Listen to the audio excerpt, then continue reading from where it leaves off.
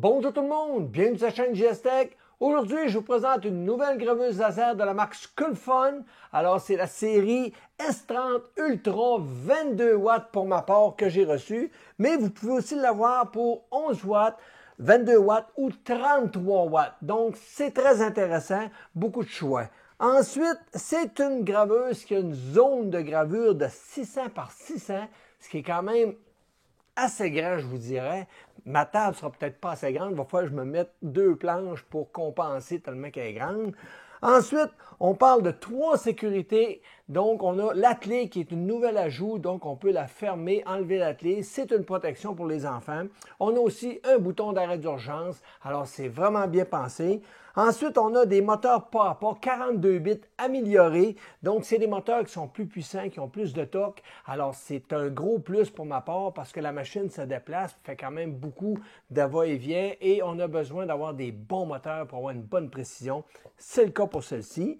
On a ensuite une lentille de protection remplaçable. En dessous de notre laser, il y a une genre de petite lentille qu'on peut enlever et mettre quand celle-ci est brisée, détériorée, parce que souvent la fumée va se coller dessus et ça peut attaquer la lentille. Donc, ce qui est intéressant, celle-ci est remplaçable, c'est juste une petite vitre, ça ne coûte pas tellement cher. Et dans le kit, il y en a mis une en plus. Alors, un gros plus pour ma part encore là.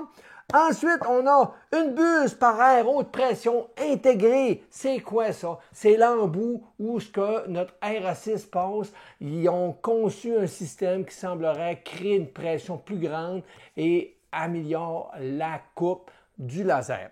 On va le tester. Ensuite, on a une carte mère 32 bits qui contrôle notre pompe, donc l'air assist, et aussi elle a la connexion sans fil et Bluetooth. Alors, un gros plus. On parle d'une précision de gravure de 0,005 mm. Ça, c'est quand elle se déplace, c'est sa précision à toujours retourner à sa position. Donc, ça fait des belles images normalement quand on a une précision comme ça. Ensuite, on a une protection oculaire laser amovible. Ça, c'est la petite vitre qu'on met en dessous, le petit panneau de protection. On peut l'enlever et le mettre sans problème. On a une mise au point laser qui est notre focale de 0,06 par 0,08, ce qui est très précis à mon avis. Ensuite, on a une pompe à air de 24 volts inclus avec la machine, ce qui est un gros plus avec un débit de 30 litres minute. Donc, elle est vraiment complète pour une graveuse laser et ces séries-là arrivent avec un rail linéaire pour l'axe X. Donc, vraiment de belles qualité, de belles fonctionnalités. Alors, ce qu'on va faire maintenant, on va arrêter le parlage, le blablabla, et on va déballer la boîte. On va maintenant ouvrir la boîte. Donc, on coupe et on regarde qu'est-ce qu'il y a à l'intérieur. Et voilà. Alors, c'est bien empaqueté. On a ici des plaques de test, plaques d'aluminium avec plaques de bois. On va mettre ça de côté. Je vous montre un peu qu'est-ce que ça donne à l'intérieur. Donc, on a notre axe ici, qui est ici. On pourrait peut-être regarder pour enlever le fameux plastique. Et voilà. Donc, on a notre axe qui est monté sur rail linéaire. Alors, vraiment intéressant. On met ça de côté ici. C'est vraiment large. On a la petite protection qui nous parlait. Ici, on a le fameux laser 22 watts qu'on va mettre ici. Ici, on a la carte mère avec le petit bouton d'arrêt d'urgence, le petit interrupteur et notre petite clé. On va mettre ça de côté. Maintenant, on a ici des 3 petites équerres. Alors, on met ça là. Il n'y a plus rien dans cette partie-là, donc on peut s'en débarrasser. Maintenant, l'autre section, qu'est-ce qu'on a? Un câble USB, coudé ce coup-là, ça c'est cool. C'est la première fois que je vois ça. Alors, on a maintenant le tuyau d'air qui a quand même un bon débit, là. Le trou est quand même très gros. Ensuite, on a des attaches, de la visserie. Un petit support pour notre niveau, pour notre focus, des vis, courroie, Ça ici, c'est... je peux pas vous dire, c'est des rangs de petits plastiques qu'on colle pour tenir les câbles, d'après moi. Des petits sacs de visserie, on en a plein. Et ils sont tous identifiés en arrière. Step 2, ils donnent toutes les quantités de vis, vraiment bien fait. Ensuite, les petites lunettes. Les petites lunettes. Alimentation! Qu'est-ce qu'on a comme alimentation? On parle de 24 volts, 7 ampères. C'est très fort, 7 ampères. Je pense que la X-Tool est à 5 ampères, si je me souviens. Ensuite, on a, ici, le petit compresseur avec la petite boîte électronique qui permet de brancher ça directement dans la carte mère et la démarrer et l'arrêter. Alors, on va mettre ça là. Elle a même des petits supports sur caoutchouc qui fait qu'elle est quand même anti-vibration.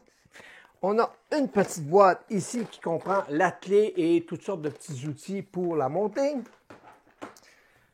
En dessous, on a 2 interrupteurs pour les fins de course qu'on va pouvoir monter.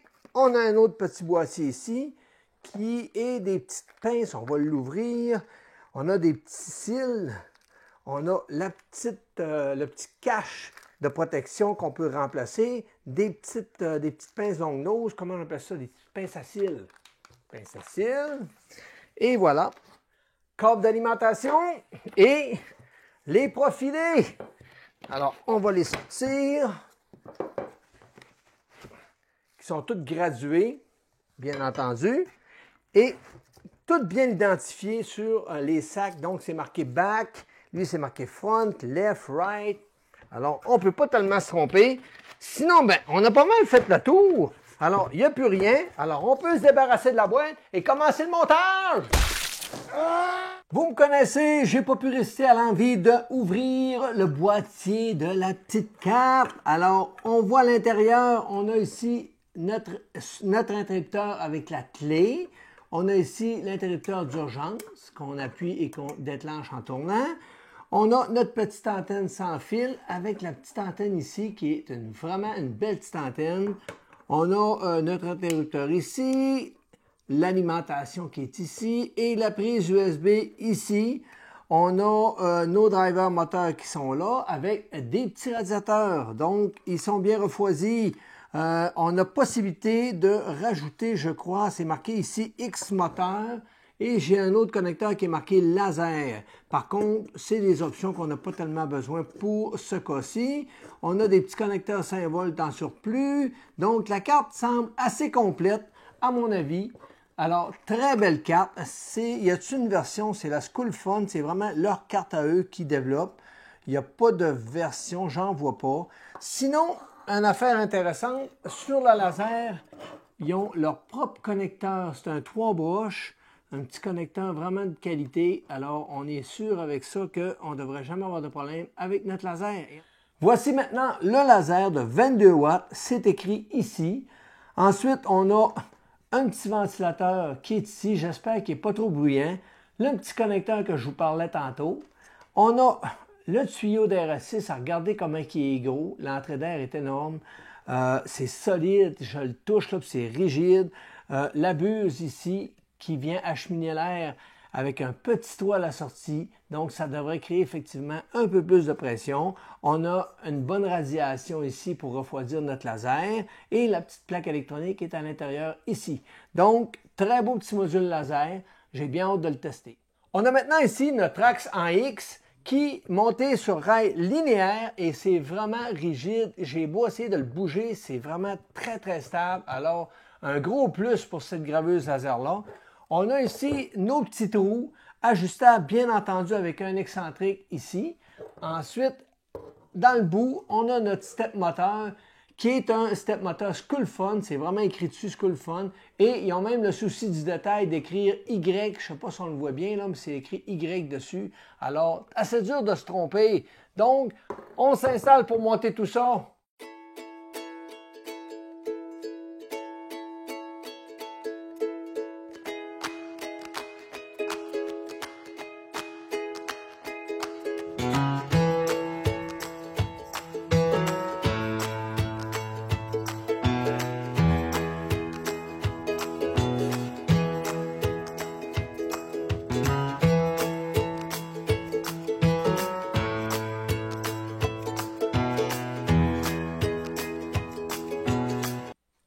Et voilà, c'est déjà monté. Ça m'a pris environ 45 minutes. Ça a vraiment bien été.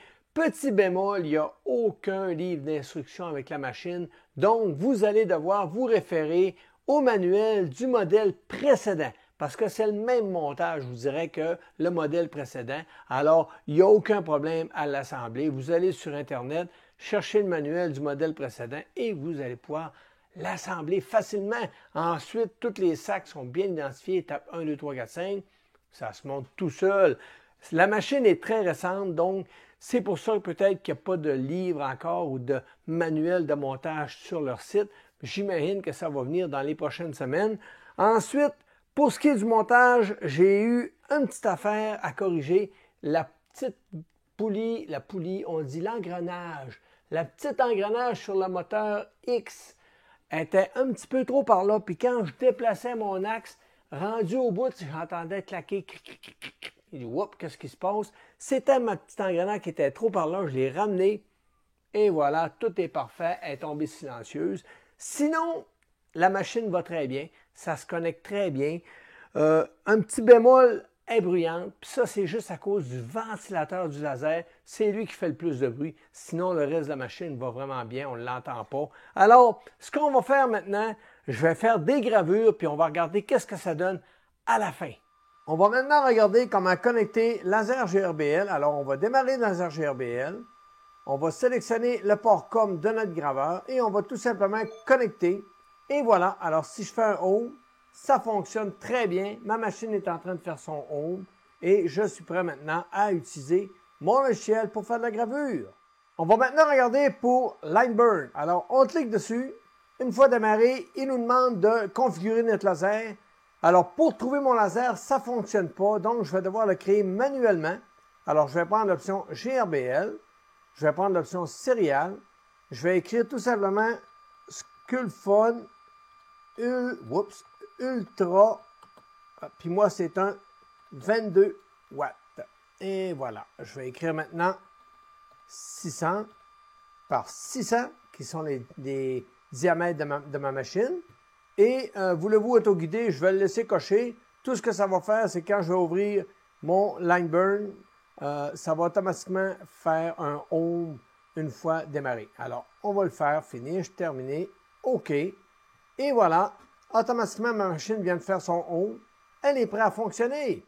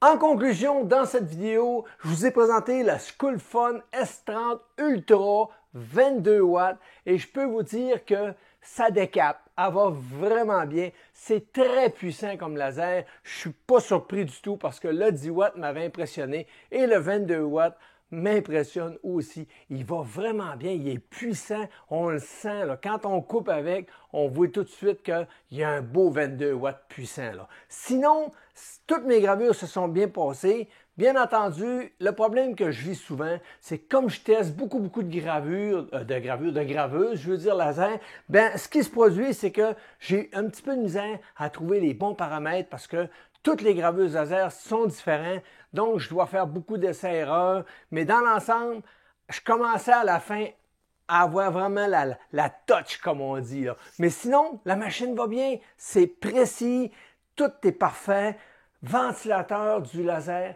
très bruyant. Mais je vous dirais que c'est une graveuse laser, c'est pas tellement grave, mais moi, ça me dérangeait pas. Mais oui, c'est bruyant. Quand on travaille, comme là, j'étais dans la même pièce qu'elle, puis c'était bruyant un petit peu. Alors, prévoyez que le ventilateur fait un peu de bruit, mais sinon, la machine est tout simplement juste parfaite. Ensuite, pour l'option sans fil et Bluetooth, j'ai pas réussi à le faire fonctionner, malheureusement, puis j'ai travaillé fort pour le faire fonctionner, mais j'avais pas les outils qu'il fallait.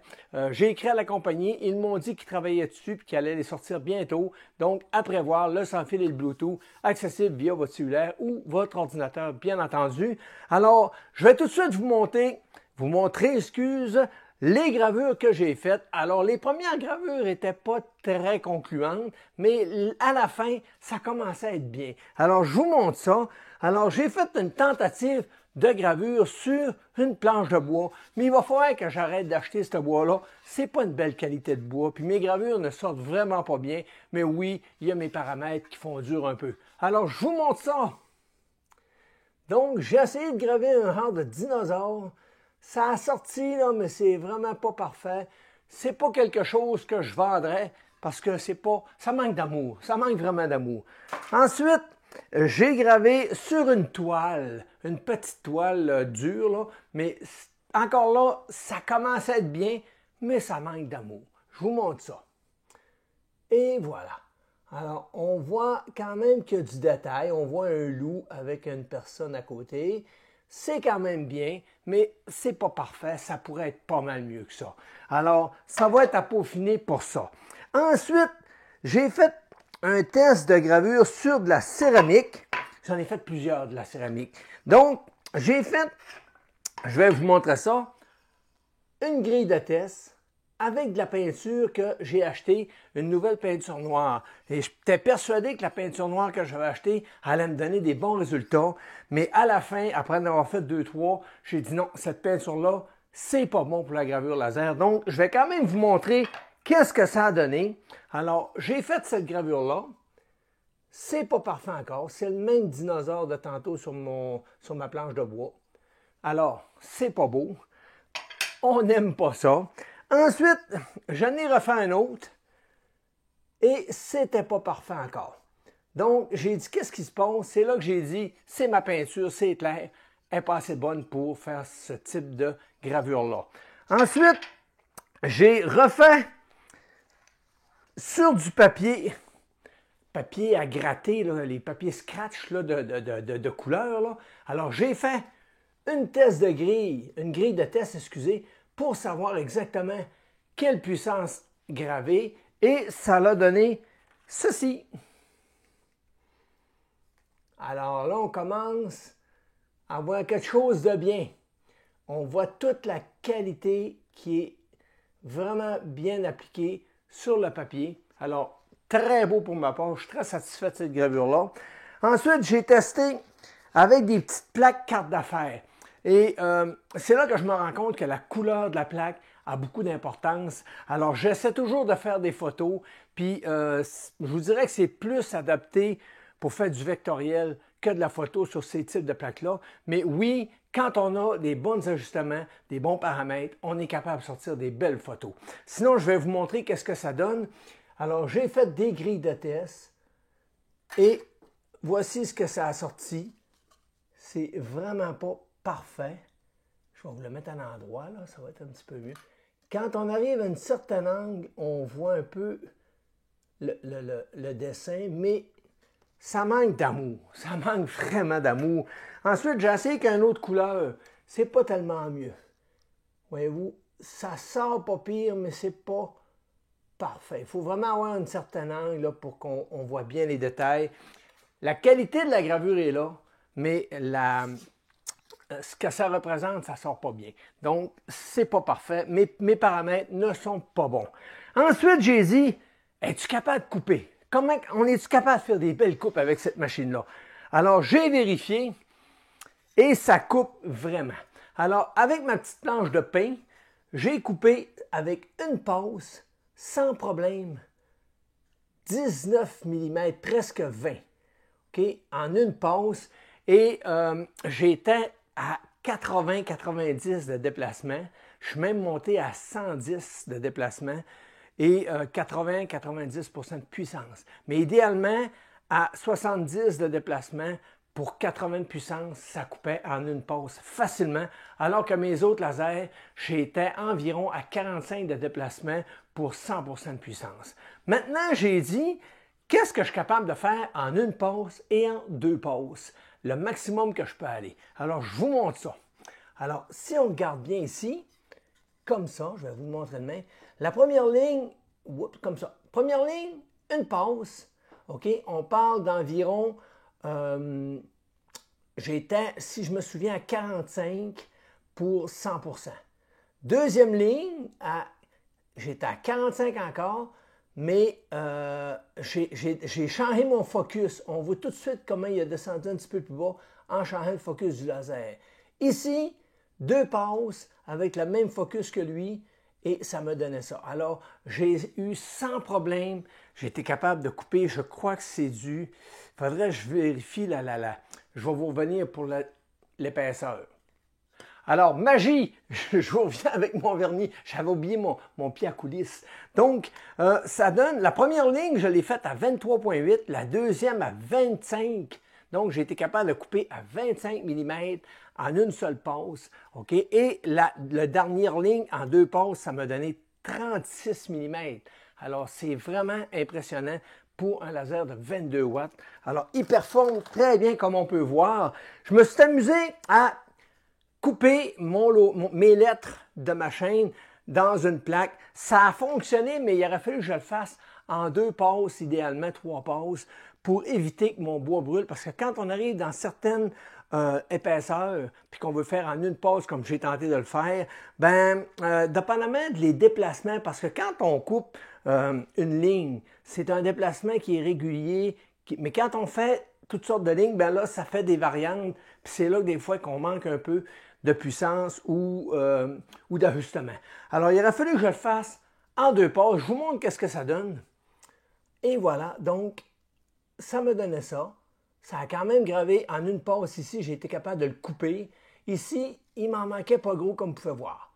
Alors, toujours avec RA6, une passe. Ça, c'est les lettres que ça m'a donné. C'est quand même pas mauvais, là, mais c'est ça. C'est pas parfait. Il aurait fallu que je le fasse en deux passes. Ensuite, la dernière et non la moindre, je me suis dit, il faut que je teste un autre procédé. Donc, j'ai essayé avec de la poudre de titanium. OK? Donc, je vais vous montrer qu'est-ce que ça a donné. Je me suis fait une grille de test. Alors, c'est vraiment plus foncé que ce que j'ai eu avec ma peinture.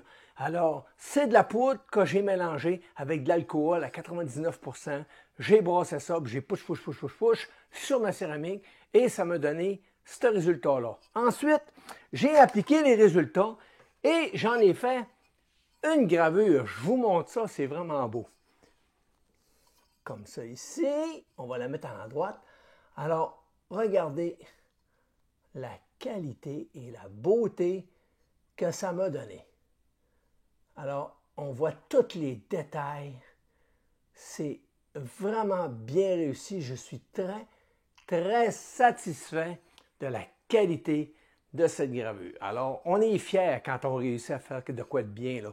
Et c'est tout le temps une question d'ajuster ses paramètres via la machine. Alors, si je travaillerais souvent avec la machine, je viendrais facilement à bout de trouver les bons paramètres, puis je manquerais rarement mon coup. Mais comme je ne sais jamais la même machine, c'est pas facile. Sinon, je me suis amusé à faire un petit montage. Alors, j'ai fait le petit chandelier qui est dans Walt Disney. Là, je ne me rappelle plus trop de quel film, là, mais c'est le petit chandelier dans Walt Disney. Je pense que c'est La Belle et la Bête, si je ne me trompe pas. Je vous montre ça. Et voilà, ça a donné ça. C'est pas parfait, mais ça a bien sorti. Alors, c'est un genre de petit chandelier. Je l'ai tout assemblé. Ça s'assemble assez bien. Et ça donne ça. Donc, très beau petit résultat. Vraiment plaisant. C'est gratifiant de faire ce type de produit. Puis, ça se donne bien en cadeau. Alors, c'est ce qui m'a fait la vidéo. En espérant que vous avez aimé le produit, je vais vous mettre les liens dans la description qui vont vous permettre d'acheter le produit s'il vous intéresse. C'est vraiment une bonne machine. Il n'y a aucun risque à se procurer ce type de machine-là. C'est nouveau. Ça vient de sortir. Même que je me demande si c'est vraiment sorti. Là. Je vais vous mettre la vidéo pareil, les liens, tout. Puis vous allez pouvoir regarder pour l'acheter dès qu'elle va être disponible, bien entendu. Alors, en vous remerciant, en espérant que vous avez aimé le contenu, dis-je, et en vous remerciant, n'oubliez pas, abonnez-vous, c'est important. Laissez-moi un pouce en l'air, laissez-moi des commentaires, la petite cloche, et on se dit bonjour et à la prochaine.